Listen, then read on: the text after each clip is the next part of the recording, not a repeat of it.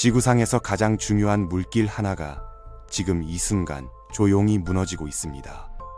하루에도 수백억 달러어치의 물품이 이 좁은 수로를 지나며 세계 경제의 심장을 뛰게 하고 있죠.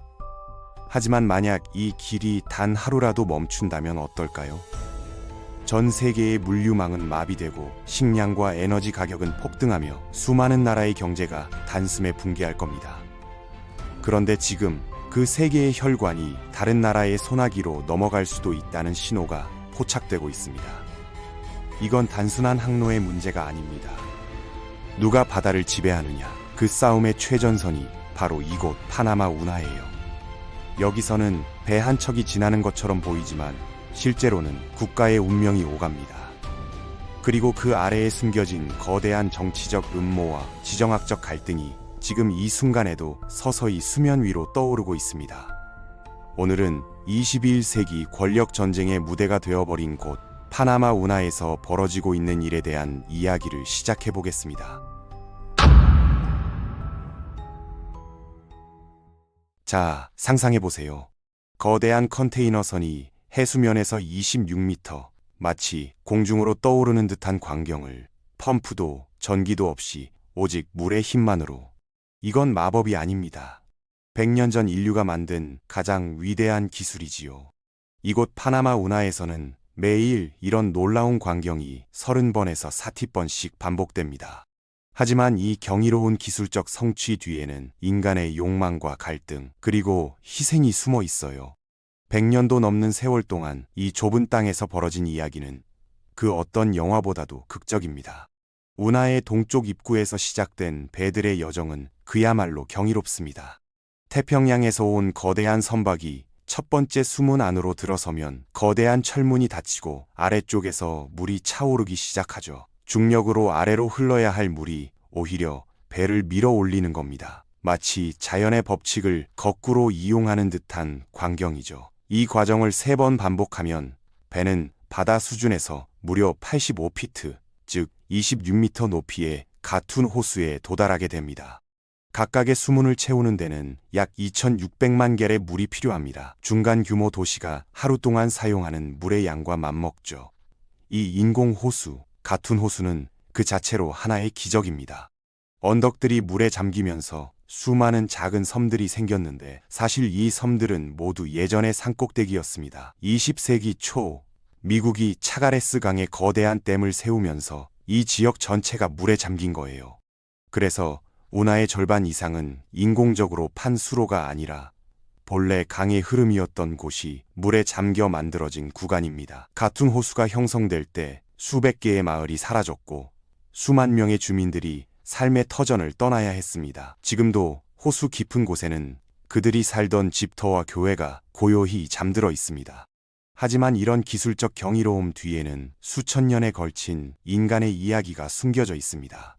유럽인들이 이 땅에 발을 들이기 훨씬 전부터 원주민들은 이미 이 좁은 지역을 가로질러 바다와 바다를 잇는 길을 알고 있었어요. 쿠나족과 엠베라족 같은 토착민들은 태평양과 대서양을 잇는 이 지역이 얼마나 중요한 통로인지를 오래전부터 이해하고 있었습니다. 16세기에 스페인 정복자들이 도착했을 때 이곳은 이미 하나의 교통 중심지였습니다. 그들은 카리브해 연안에서 상륙해 태평양으로 향하는 길을 카미노 레알, 즉 왕의 길이라 불렀죠.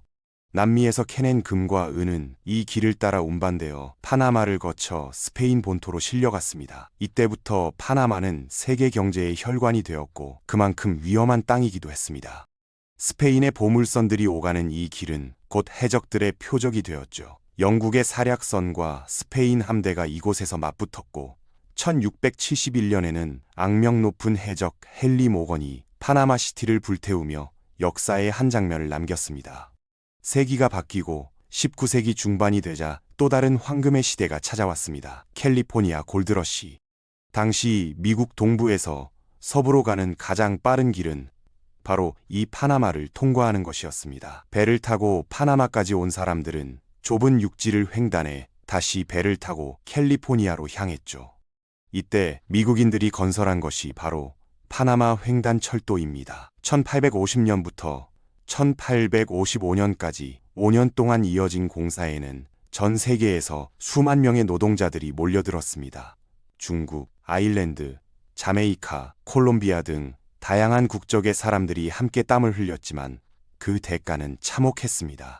당시 파나마의 정글은 죽음의 땅이라 불릴 정도로 위험했어요. 황열병, 말라리아, 콜레라가 창궐했고 독사와 악어가 곳곳에 도사리고 있었죠. 우기에는 끝없는 비가 내려 모든 길이 진흙탕으로 변했습니다. 그럼에도 불구하고 사람들은 이곳으로 몰려들었습니다. 이유는 단 하나, 돈이었죠. 1880년대 인류는 또 한 번의 위대한 도전을 시작했습니다. 수에즈 운하를 성공적으로 완성했던 프랑스의 엔지니어 페르디낭 드 레셉스가 이번에는 파나마에서 운하를 뚫겠다고 나선 거죠. 하지만 결과는 참혹했습니다. 뜨거운 햇살 아래 밀림 속에서는 매일같이 시체가 늘어갔습니다. 황열병과 말라리아가 휩쓸었고 수만 명의 노동자들이 목숨을 잃었어요. 당시 사람들은 모기가 질병을 옮긴다는 사실조차 몰랐습니다.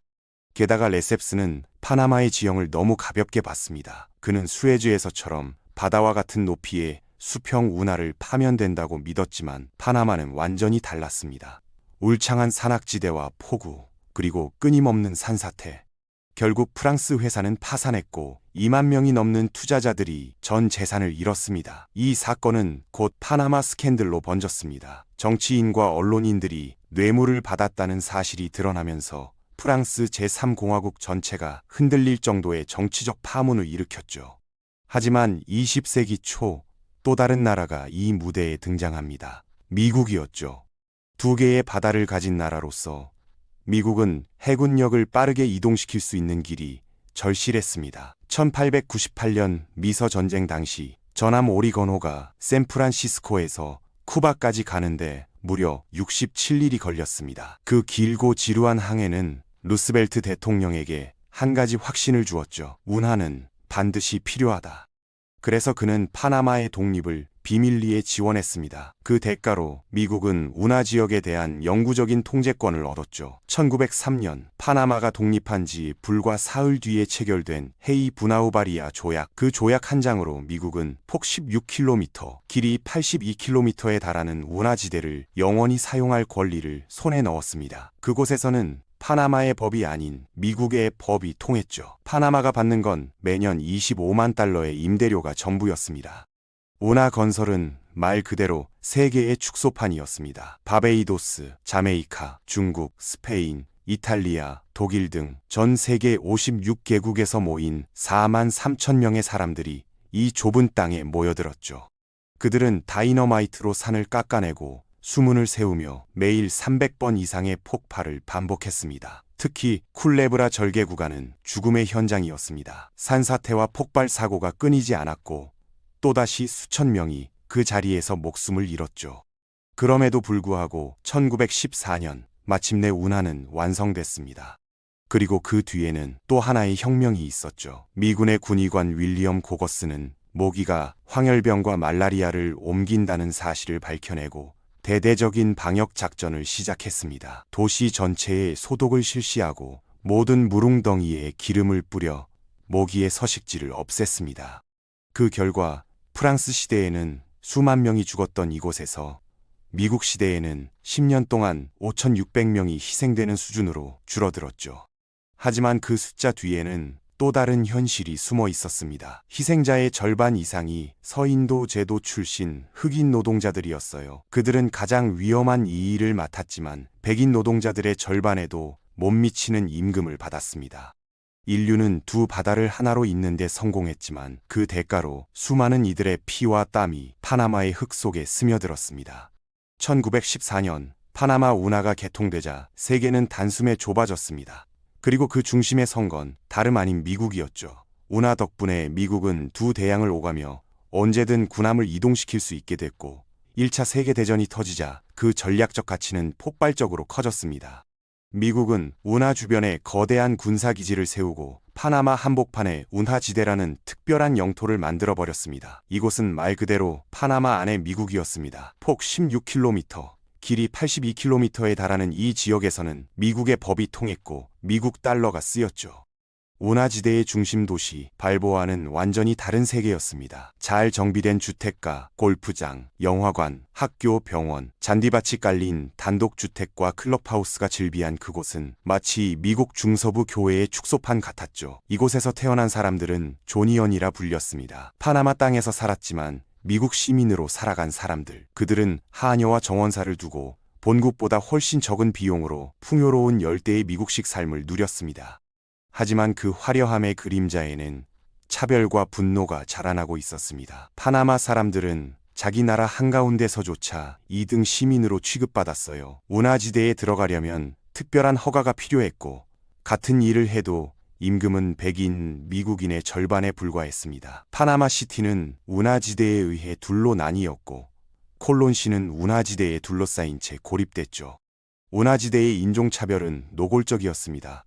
급여 체계는 두 가지로 나뉘어 있었죠. 백인 미국인들을 위한 골드론, 그리고 파나마인과 서인도도 출신 노동자들을 위한 실버롤. 이 두 단어가 모든 것을 갈랐습니다. 식당, 화장실, 급수대, 우체국, 심지어 병원까지도 인종에 따라 분리됐습니다.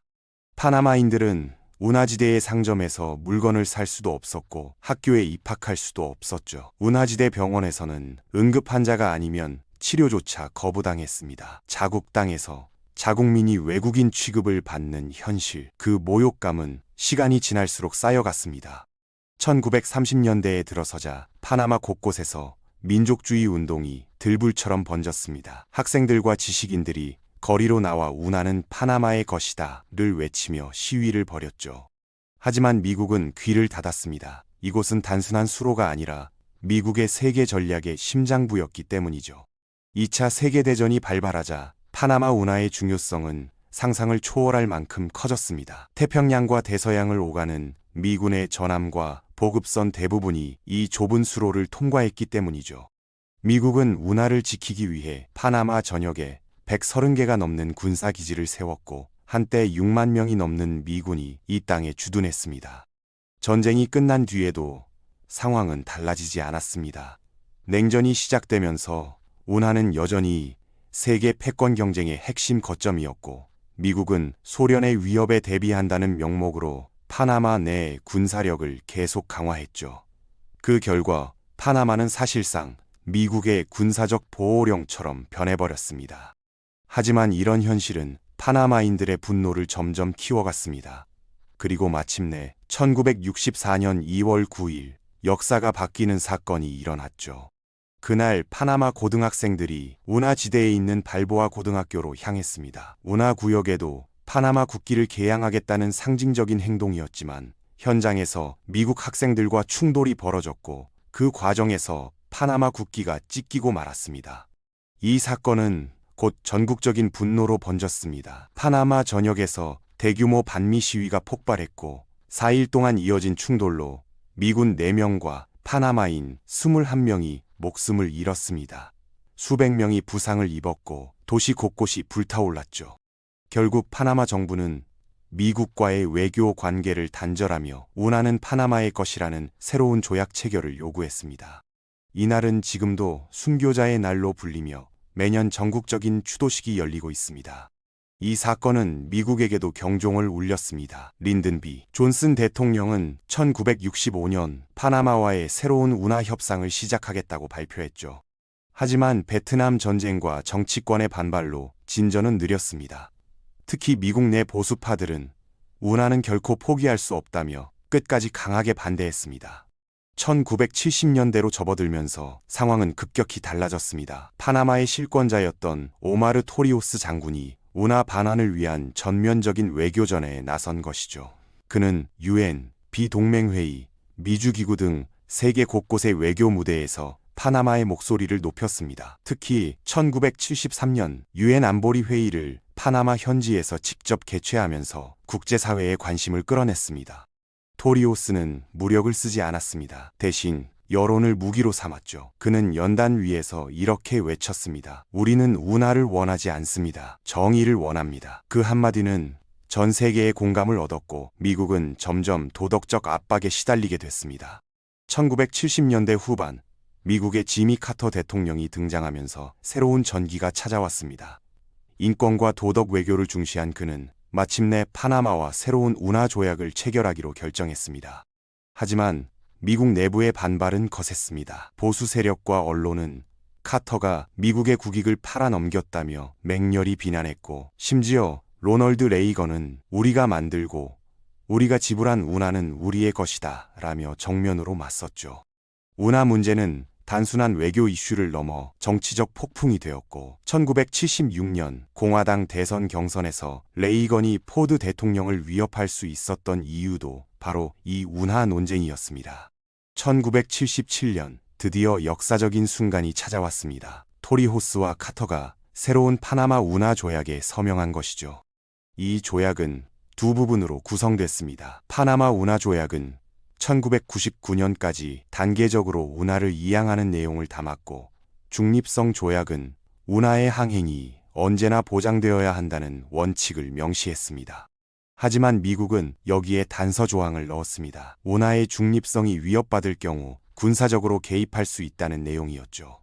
조약 비준 과정은 험난했습니다. 미국 상원은 찬성 68표, 반대 3주 2표, 헌법상 3분의 2라는 문턱을 겨우 넘어섰습니다. 카터 대통령은 상원의원들을 백악관으로 불러 직접 설득하며 표를 모아야 했죠. 파나마에서도 국민투표가 실시됐습니다. 찬성 67%, 반대 33%로 통과됐지만 여전히 완전한 주권 회복이 아니다라는 불만은 남아 있었습니다. 1980에서 90년대는 혼란의 시기였습니다. 수만 명의 미국인 가족들이 수세대에 걸쳐 살아온 운하지대를 떠나야 했고, 그곳에서 태어나고 자란 사람들에게는 정체성의 위기이기도 했습니다. 그들은 파나마를 고향으로 여기면서도 동시에 미국인으로 살아왔으니까요.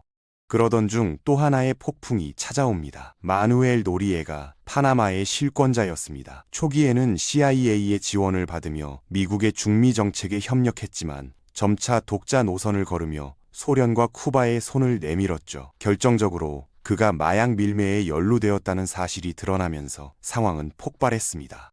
콜롬비아 카르텔들이 파나마를 통해 미국으로 마약을 보내는 걸 노리에가가 눈감아줬고, 그 대가로 막대한 돈을 챙겼다는 겁니다. 미국은 이를 빌미로 그의 축출을 결심했습니다. 1989년 파나마 대선에서 노리에가가 부정선거를 자행하자 미국은 결국 무력을 선택했습니다. 12월 20일 정당한 대의 작전, 2만 7천 명의 미군이 파나마를 침공했습니다. 전투는 치열했고 미군 2~3명, 파나마군 314명, 그리고 수백 명의 민간인이 목숨을 잃었습니다. 노리에가는 바티칸 대사관으로 도피했지만 결국 체포되어 미국으로 압송됐습니다. 그는 마약 혐의로 재판을 받았고, 이 사건은 파나마인들에게 깊은 상처를 남겼습니다. 많은 이들이 이를 또 한 번의 주권 침해로 받아들였죠. 그럼에도 불구하고 운하 이양은 멈추지 않았습니다. 1994년부터 파나마인이 운하청장을 맡았고, 운하 직원 중 파나마인의 비중이 점점 높아졌습니다. 미국은 기술과 운영 노하우를 전수하며 마지막 준비를 진행했죠. 그리고 마침내 1999년 12월 31일 정오, 운하의 완전한 통제권이 파나마에 넘어갔습니다. 미국 국기가 내려가고 파나마 국기가 천천히 올라갈 때 수만 명의 시민들이 환호했습니다. 96년 동안 이어진 외국 지배가 끝난 순간이었죠. 하지만 진짜 도전은 그 다음이었습니다. 이제 운하의 운영과 미래가 온전히 파나마의 손에 달렸기 때문입니다. 놀랍게도 파나마는 그 기대를 완벽히 뛰어넘었습니다.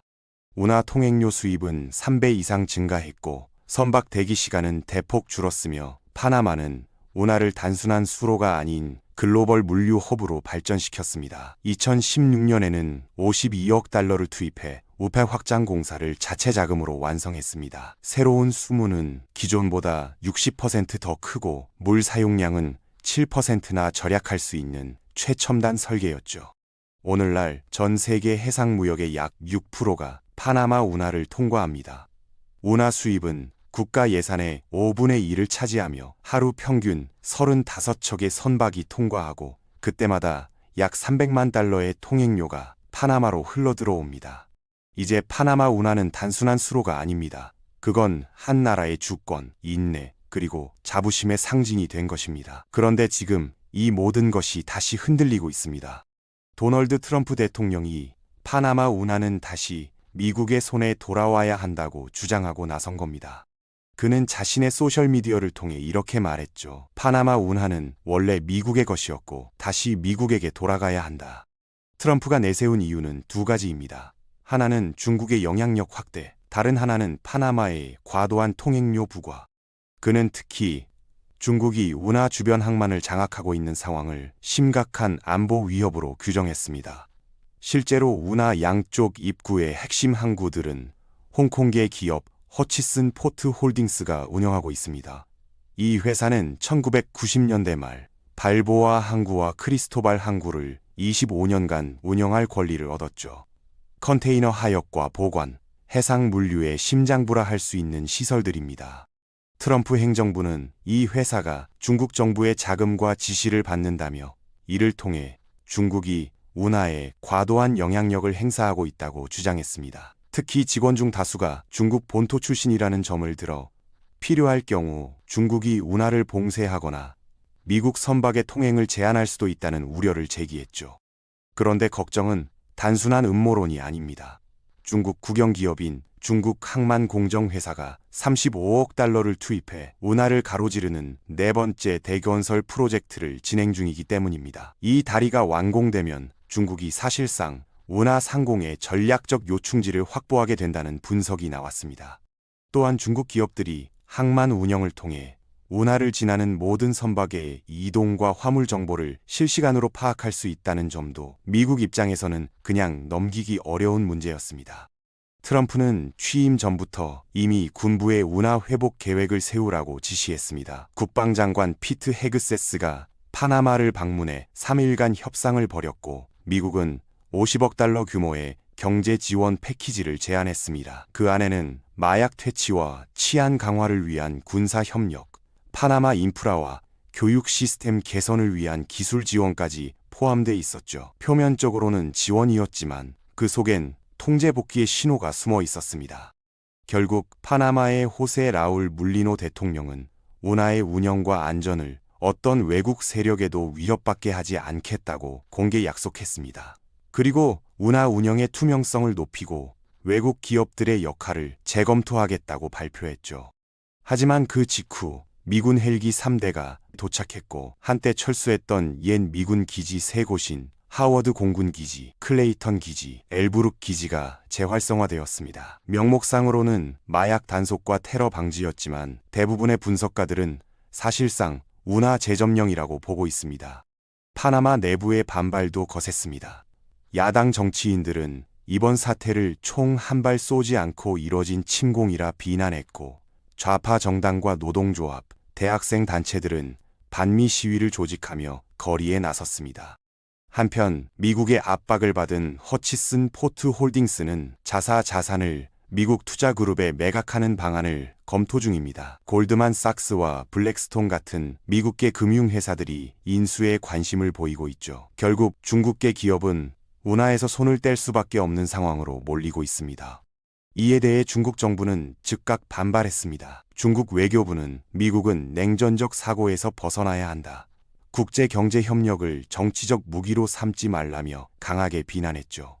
중국은 파나마와의 협력이 순수한 상업적 관계라고 주장했지만 그 말은 아무도 고지곳대로 믿지 않았습니다. 1대1로 전략에서 파나마 운하가 갖는 위치는 너무나 중요했기 때문이죠.